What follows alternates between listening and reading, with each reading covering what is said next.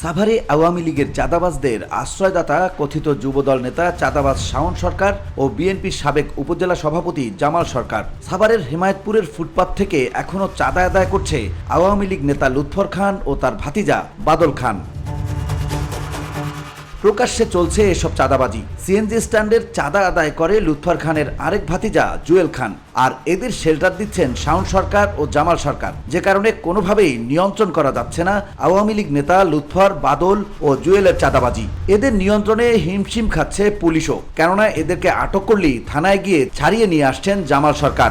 এই বাসাতে কালকে গত রাত্রে যে হইল সব দামি দামি জিনিস, টিভি, ফ্রিজ, যত আলমারি, আইপিএস আসছিল, এগুলো দামি দামি জিনিসগুলো সব লুটপাট করে নিয়ে গেছে রাত্রে।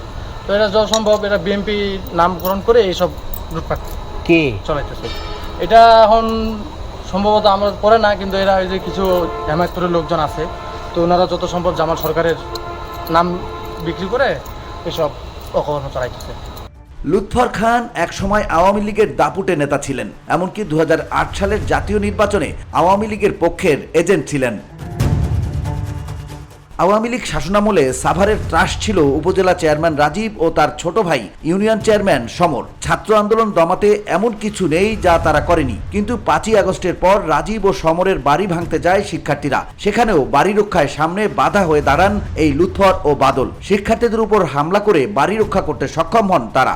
এখানেও জামাল সরকারের হস্তক্ষেপ।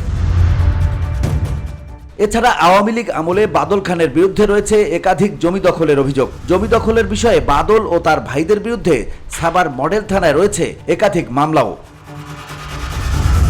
এছাড়া জুলাই আন্দোলনের ছাত্র হত্যা মামলার আসামি বাদল খানের ভাতিজা মামলত খান ও হৃদয় খান, তাদেরকে নিয়ে প্রকাশ্যে ঘুরে বেড়ান জামাল সরকার ও শাওন সরকার। মোট কথা, সাভারে আওয়ামী লীগ পুনর্বাসনের দায়িত্বে রয়েছেন জামাল, শাওন। তবে স্থানীয় বিএনপি নেতাকর্মীরা অভিযোগ করেছেন বিগত 16 বছর নেতাকর্মীদের কোনো খোঁজ নেননি জামাল সরকার। এমনকি নেতাকর্মীদের উপর হামলা মামলা হলেও কারোরই পাশে দাঁড়াননি এই সরকার পরিবার। উল্টো তারা সেখানকার আওয়ামী লীগ নেতাদের সাথে লিয়াজো করে চলেছেন। রাজীব সমরের নির্বাচনে বিজয়ী হওয়ার পেছনেও এই জামাল সরকারের অবদান রয়েছে বলে অভিযোগ করেছেন বিএনপি ও অঙ্গ সংগঠনের নেতাকর্মীরা। এমনকি 2009 সালে বিএনপির নেতাকর্মীদের দূরে ঠেলে দিয়ে তার ভাতিজি ও শাওন সরকারের বোনকে বিয়ে দেন ইউনিয়ন আওয়ামী লীগের সহসভাপতি নাজিম উদ্দিনের ছেলের সাথে।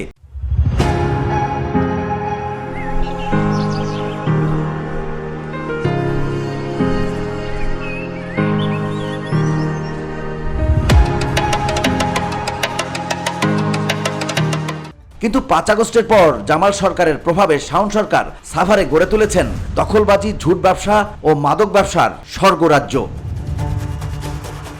VOD Bangla news desk.